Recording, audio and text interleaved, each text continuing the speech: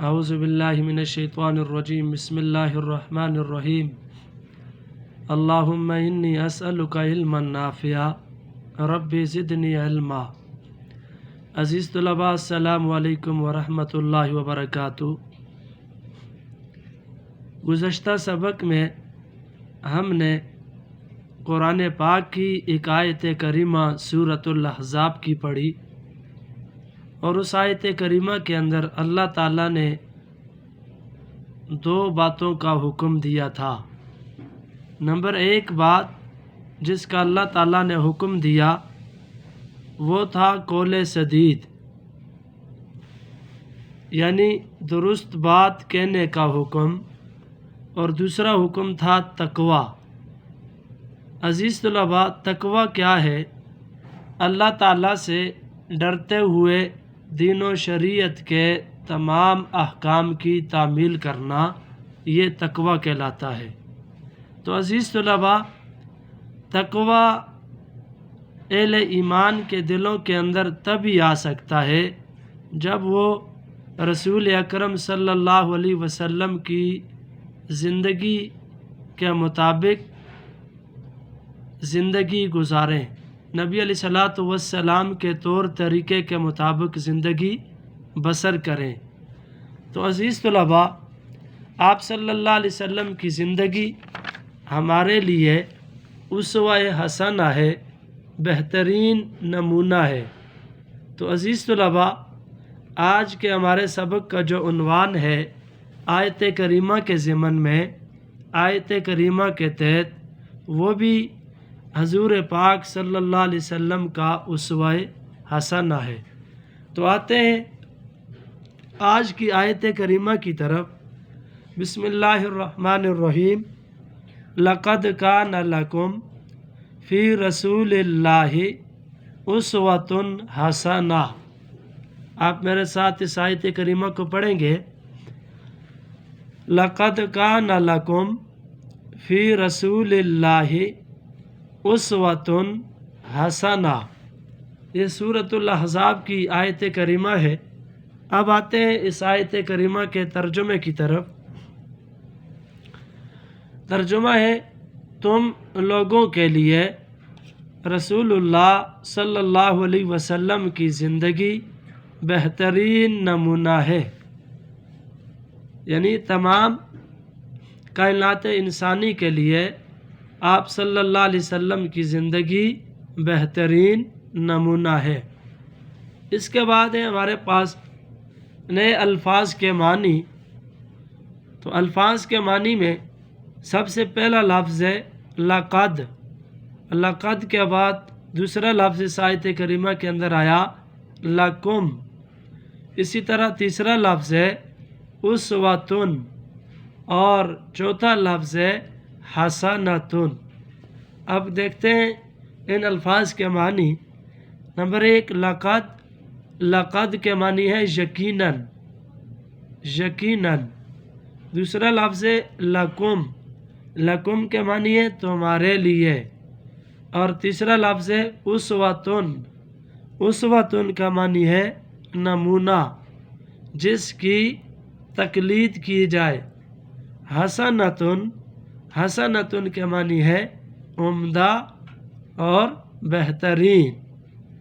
تو اسوۃ حسنہ عمدہ نمونہ، اسوۃ حسنہ بہترین نمونہ، یہ ہوئے نئے الفاظ کے معنی۔ اب آتے ہیں اس آیت کریمہ کی تشریح کی طرف۔ تو عزیز طلباء،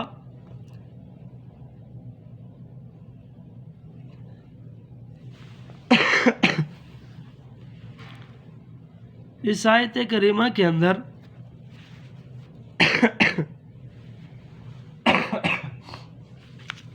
سب سے پہلی ہیڈنگ ہے ہمارے پاس مکمل ضابطہ حیات،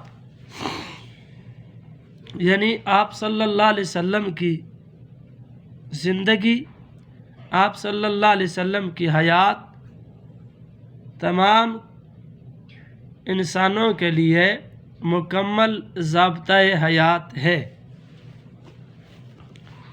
آپ صلی اللہ علیہ وسلم کی حیات مبارکہ مکمل ضابطہ حیات ہے۔ اسی طرح روزمرہ کے امور میں حضور صلی اللہ علیہ وسلم کا طریقہ تمام لوگوں کے لیے اسوہ حسنہ ہے، اور حضور صلی اللہ علیہ وسلم سب مسلمانوں کے لیے نمونہ ہیں، یعنی ایسا نمونہ جس کی تقلید کی جائے، جس کے راستے پہ چلا جائے۔ تو آپ صلی اللہ علیہ وسلم ایک مزدور سے لے کر بادشاہ تک ہر شخص کے لیے رسول اللہ صلی اللہ علیہ وسلم کی سیرت طیبہ رہنما ہے۔ یہ ہوا پہلی ہیڈنگ، مکمل ضابطہ حیات۔ اب ہمارے پاس دوسری ہیڈنگ ہے، رسول اللہ صلی اللہ علیہ وسلم کے اسوہ حسنہ سے عند اللہ مقبول۔ عند اللہ مقبول کا معنی ہے اللہ تعالیٰ کے ہاں مقبول، اللہ تعالیٰ کے ہاں قبول کیا ہوا۔ تو حضور صلی اللہ علیہ وسلم سب مسلمانوں کے لیے نمونہ ہے۔ آپ صلی اللہ علیہ وسلم کا طریقہ تمام لوگوں کے لیے ہدایت کا ذریعہ ہے۔ غمی ہو یا خوشی ہو، بیماری ہو یا صحت ہو، حکومت و عدالت ہو، غرض حتیٰ کہ زندگی کے تمام شعبہ جات میں رسول اللہ صلی اللہ علیہ وسلم کی حیات مبارکہ رہنما ہے۔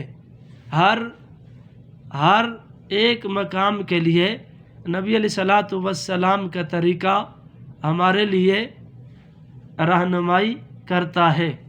اسی طرح جو شخص اپنی زندگی کو جتنا بھی آپ صلی اللہ علیہ وسلم کی سیرت کے مطابق کرے گا، اتنا ہی عند اللہ یعنی اللہ کے ہاں وہ مقبول ہوگا۔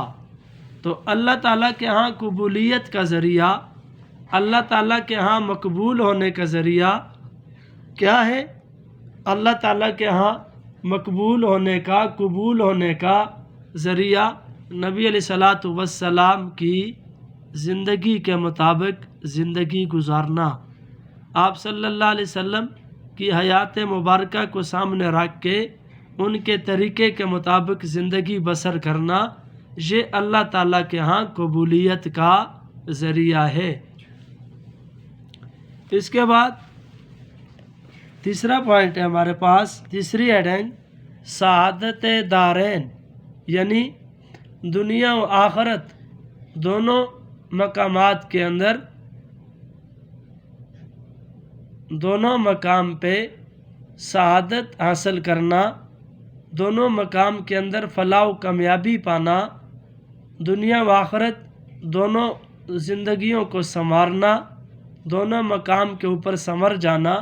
یہ کیسے؟ دنیا و آخرت کی تمام سعادتیں صرف آپ صلی اللہ علیہ وسلم کی ذات کی اتباع، آپ صلی اللہ علیہ وسلم کی اطاعت اور آپ صلی اللہ علیہ وسلم کی تقلید سے وابستہ ہیں۔ لہٰذا آپ صلی اللہ علیہ وسلم کے اسوہ حسنہ پر عمل کرنا ہر مسلمان کے لیے ضروری ہے۔ تو سعادت دارین کیا ہوا؟ سعادت دارین دونوں جہان کی سعادتیں آپ صلی اللہ علیہ وسلم کی اتباع کے اندر ہیں، دونوں جہان کی کامیابیاں آپ صلی اللہ علیہ وسلم کی اتباع کے اندر ہیں۔ یہ تھی تیسری ہیڈنگ۔ اب آتے ہیں